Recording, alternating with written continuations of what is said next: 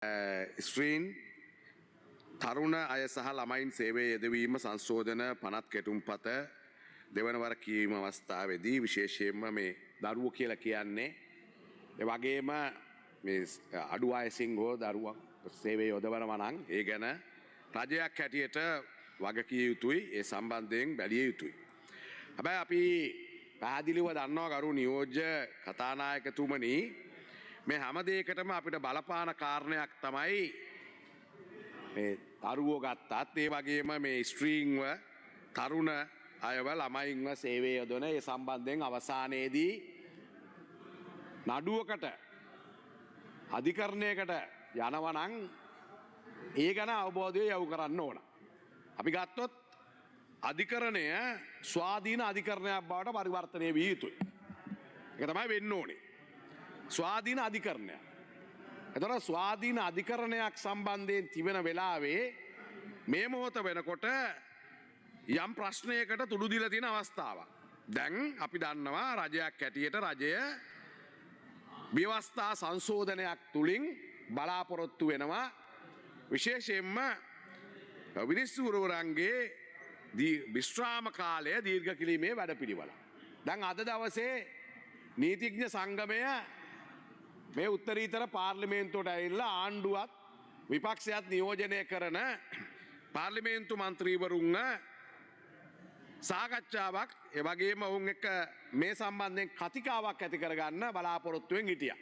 අපිත් බලාපොරොත්තුවෙන් හිටියා දවල් 12ට හම්බ වෙන්න. නමුත් ඒක ක්‍රියාත්මක වුණේ නැහැ. අද ඒක කල් දාලා තිනවා. ඉතින් මේක ඇයි ඒක එන්න දුන්නා නම් හොඳයි නියෝජ්‍ය කතානායකතුමනි. එතන ආණ්ඩුවේ පැත්තෙන් ආණ්ඩුවට යම් ප්‍රශ්නයක් තියෙනවා කතා කරන් දුන්නා. විපක්ෂ පැත්තෙන් අපිට පැහැදිලි කර ගැනීමක් තියෙනවා. ඒක කරගන්න තිබුණා.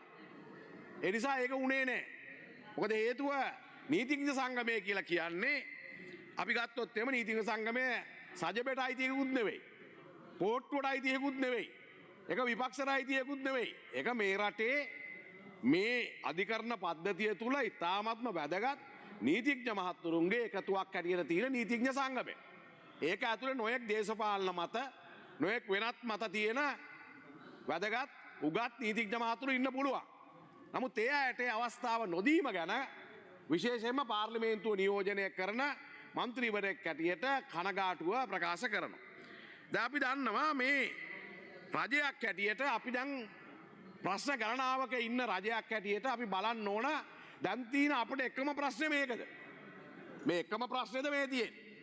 මේ විනිසුරුවරන්ගේ කාලය දීර්ඝ කිරීමේ ප්‍රශ්න නෑ. ප්‍රශ්න ගණනාවක් තියෙනවා. ගරු නියෝජ්‍ය කතානායකතුමනි, ප්‍රශ්න ගණනාවක්. අද අපි දන්නවා මේ කරන්න යන මේ විශ්‍රාම ගැනීමේ වයස වැඩි කිරීම සම්බන්ධයෙන් විරෝධතා තියෙනවා. කාගෙන්ද විරෝධතා?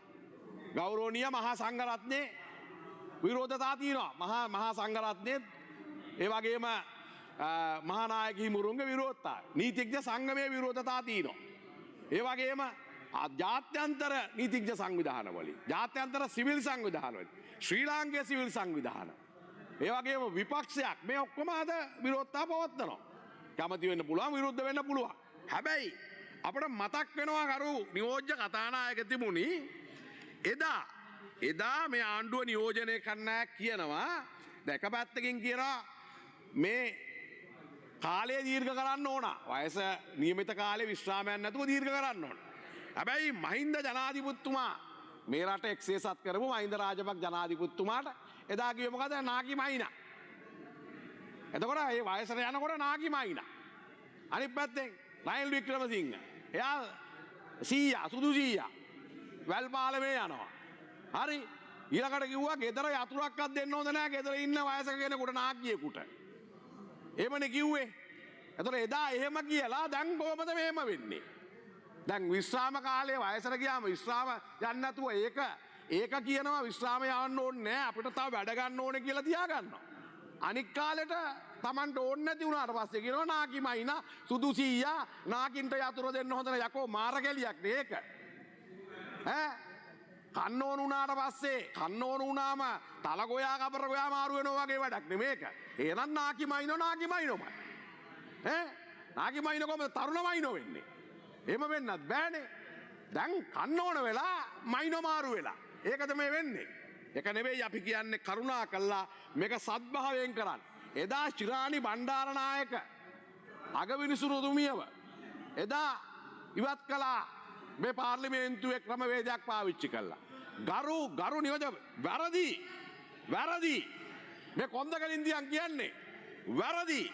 එදා එහෙමනම් ඒක අර්ථකථනය කරනවා නම් ශිරාණි බණ්ඩාරනායකව මහින්ද ජනාධිපතිතුමාගේ අර්ථකථනයක් කරනවා නම් එයාට ඕන්න තින් අයින් කරා කියලා දැන් මොකද්ද කරන්න යන්නේ? දැන් විනාඩියක් ඉන්න. වැරදි.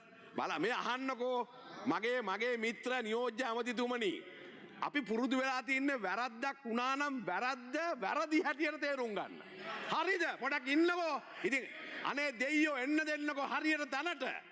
දැන් ඒක වැරද්දක් බව සිද්ධ වුණා නම් ඒ වගේම වස්තුවේ අම්මා දෙන්න එන්න. මේ අහන්න දෙයියෝ. ඒක වැරද්දක් නම් ඒ වගේම වැරද්දක්ද මේ යන්නේ? දැන් එදා හොඳ නැති හින්දානේ අයින් කරේ. දැන් හොඳ හින්දාද තියාගන්න යන්නේ. හරිද? දැන් එදා අයින් කළා තියෙන්නේ හොඳ නැති හින්දාලු. ඒ ආණ්ඩුවට හොඳ නැති හින්දා අයින් කළාලු. දැන් මේ ආණ්ඩුවට හොඳ හින්දාද අගවිනිසුරුවරයා තියාගන්න යන්නේ. ඒක කොහමද?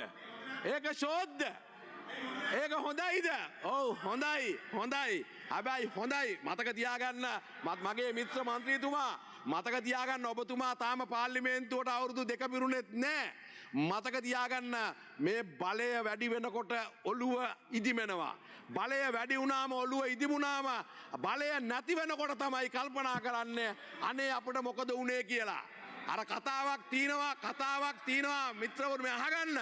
කතාවක් තියෙනවා බලය තියෙනකොට මොලේ නෑ. මොලේ එනකොට බලේ නෑ. හරිද? පොඩ්ඩක් ඉන්න. දැන් තමුන්නාන්සලට බලය තියෙනවා. දැන් තමුන්නාන්සලට මොලේ නෑ. ආයි වෙන්නේ මොකද? ආපහු සැරයක් වෙන්නේ තමුන්නාන්සලට බලය නැති වෙනකොට මොලේ නෙවෙයි මේ පැත්තේ ඉන්න පුටුවකුත් නෑ. විපක්ෂයට එන්න. අපි නම් ආණ්ඩුව එක්ක විපක්ෂේ අවුරුදු 30ක් අපි මේ පාර්ලිමේන්තුව ඇතුලේ අපි එක්ක ආණ්ඩුව එක්ක විපක්ෂේ. මොකද අපි ජනතාවත් එක්ක හිටපු මිනිස්සු. ඒ හින්දා අහගන්න තමුන්නාන්සලට ඇත්ත කියනකොට බුදු අම්මේ ගැරඬින්ට භූමිතෙල් ගහලා වගේ. ඇත්ත කියනකොට හරි අමාරුයි. හරි ඒක තමයි වෙලා තියෙන්නේ. ඊට පස්සේ දැන් වෙන්නේ මොකද්ද? දැන් බලන්න අපේ නියෝජ්‍ය කතානායකතුමා දැන් හරි අපි හිතමු දැන් 3න් 2ක් තියෙන හින්දා මේක සම්මත වෙයි. දැන් හැබැයි ශ්‍රේෂ්ඨාධිකරණයට පෙස්සන් ගිහිල්ලා තියෙනවා බර ගාණක්. හරි අපි බලමුකෝ. අපි හිතමු මේක සම්මත වුණා කියලා. අපි හිතනවා මේක සම්මත වුණා කියලා නියෝජ්‍ය කතානායකතුමා. සම්මත වුණා නම් දැන් ඒ අය විතරද රාජ්‍ය සේවයේ? තව කවුද රාජ්‍ය සේවයේ ඉන්නේ? තව රාජ්‍ය සේවයේ ඉන්නවනේ කරු නියෝජ්‍ය කතානායකතුමනි. තව ඉන්නවා ත්‍රිවිධ හමුදාව, පොලිසිය. ඒ වගේම සෞඛ්‍ය සේවය, වෛද්‍යවරුන්, හෙදියෝ, කම්කරුවෝ. හරි ඊළඟට මේ අධිකරණ පද්ධතියෙත් ඉන්නවනේ. විනිසුරුවරයාගේ විතරක් වැඩි කරලා වැඩක් නැහැ. රෙජිස්ට්‍රාර්ගෙත් වැඩි කරන්න ඕන. ක්ලාර්ක්ලාගෙත් වැඩි කරන්න ඕන. සියලු නිලධාරීන්ගේ වැඩි කරන්න ඕන. එතකොටනේ ඔය කියන වැඩේ වෙන්නේ. දැන් මේ නඩු ටික ඉක්මන් කරගන්න ඕන කියන්නේ. එතකොට මේ නඩු ටික ඉක්මන් කරගන්න මුළු අධිකරණ පද්ධතියම වැඩි කරන්න ඕනේ. ඔක්කොම වැඩි කරන්න ඕනේ.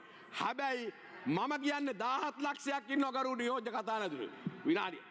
ඔව් තමුන්නාස එකපාරටම බයයි ඔක රතු එකපත් වෙනකොට. විනාඩි දෙකක් කාලයක් තියෙනවා. ඔමින්න. ඒ නිසා කරු නියෝජ්‍ය කතානායකතුමනි බොහොම පැහැදිලිව කියන්න ඕන 17 ලක්ෂයේම පාරට බහැලා කිව්වොත් අපෙත් අවුරුදු 2කින් වැඩි කරන්න විශ්‍රාම කාලය කියලා ඒ ඔක්කොගෙම වැඩි කරොත් දෙන්නේ ඊළඟට මේ රටේ මතු පරම්පරාවට රැකියාවක් නැත.